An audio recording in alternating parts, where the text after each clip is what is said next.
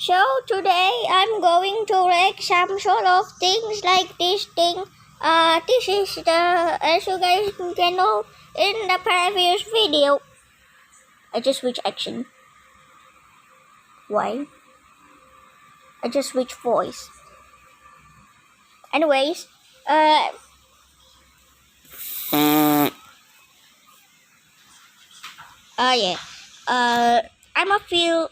I feel not good while watching these videos, but yeah, it looks like that the animation is interesting, but yeah, I wonder if this animation has a talking characters, like it has some voice actors like things and 12 FPS thing. I wonder if that's it. So yeah, probably that this guy is watching right now. So let's start with this. This is probably the collaboration, but yeah. Sorry for long outro. It's been 10 minutes. I mean 1 minute. Yeah, I'm not good at English, but yeah. Why I just keep saying that? I just keep saying yeah. Sorry, it goes nothing.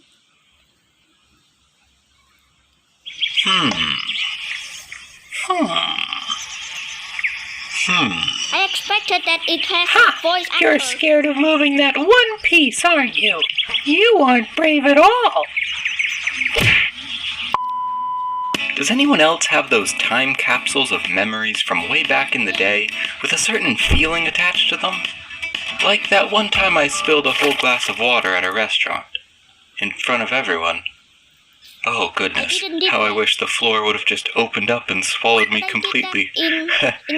Anyways, there are a couple of these memories I have where thinking back on it were quite normal, silly things.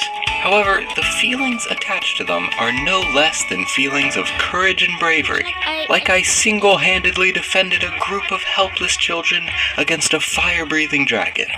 I guess my knowledge back then was so limited on what was counted as brave, or my experiences were so few, that I considered these top-tier bravery. But yeah, the memories are just going on a swing and trying to kill a bee. Okay, but let me elaborate, or else this video is gonna be shorter than my watch time. Yeah, Hopper, your watch time is so short. You want to try to get monetized? Don't make me laugh. Bruh. Before I discuss this first memory, I've got to give you some backstory. Bruh. Long before time had a name, probably when I was like 7 or 8 maybe, we had this cool swing set up in our backyard. We had a little castle play structure set up next to the swing so that we could climb on top of it, grab the swing, and jump off, giving us an immediate boost for our swing ride. It was great. In the cheerful summer days, my siblings, neighbor friends, and I would line up next to the castle for hours, getting turns at swinging off like it was the brand new, overly hyped ride at an amusement park. Whee! Whoa, goodness me! This, however fun it may be, was not all we had for entertainment in the backyard. We had one more swing setup that outweighed this one by a long shot. Like a tricycle compared to a motorcycle. A one-story house compared to a skyscraper. A bookshelf compared to a library. A bowl of vanilla ice cream compared to a waffle cone, 3 scoops of chocolate, peppermint, and strawberry ice cream with chocolate sauce, caramel sauce, extra sprinkles, and a single bright red cherry on the very top. Hey, vanilla ice cream is the best flavor.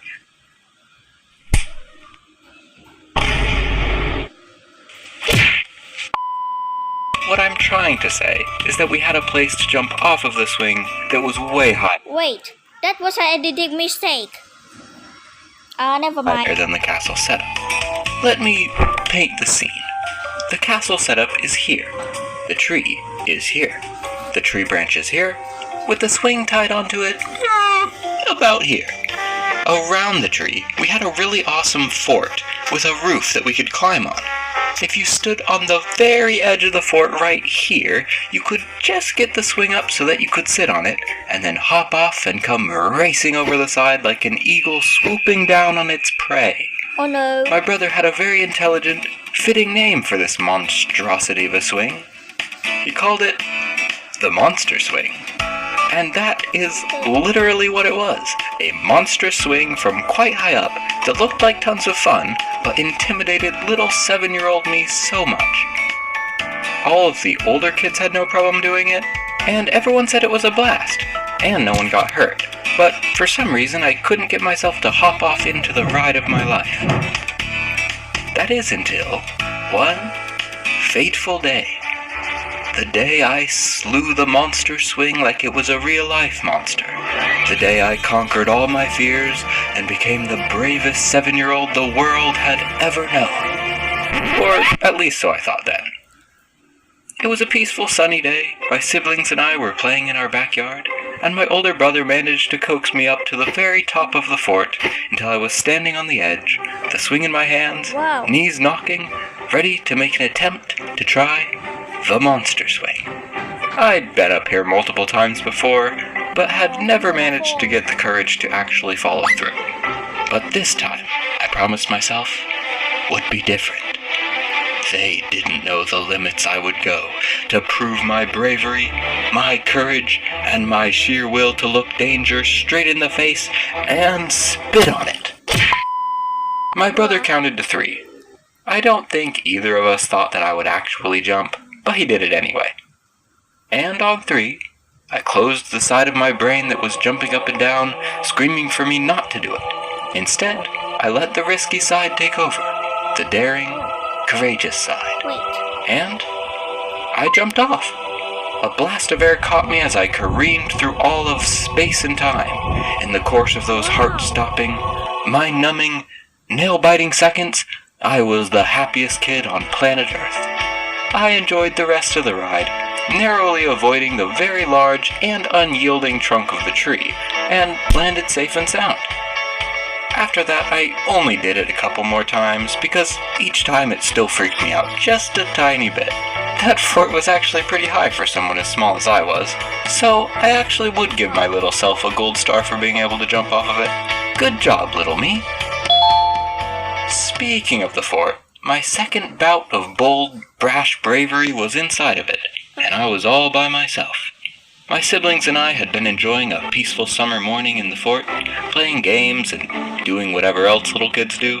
I can't remember who saw it, but suddenly shouts of alarm rang out about a wasp in the top corner of the building, near the door.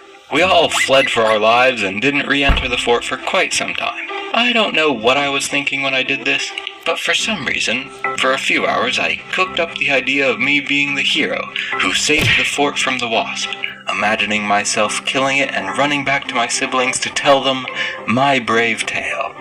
Then we'd all celebrate and run back into the fort to keep playing. So, with this stuck in my mind, I crept back to the fort and picked up a large stick we had lying around. Hefting it in my hands, I snuck inside and pulled up a plastic chair to stand on so I could get up close to find the wasp. My heart was beating fast, and I could remember being absolutely terrified that the wasp was going to leap out from wherever it was hiding and sting me. Go punch him. But no wasp could be seen. I poked around with the stick, hoping for it to crawl into sight, but I'm pretty sure it had just flown away or crawled into a different corner. My heart still racing from the nerve-wracking search, I hopped off my chair and tossed the stick to the side.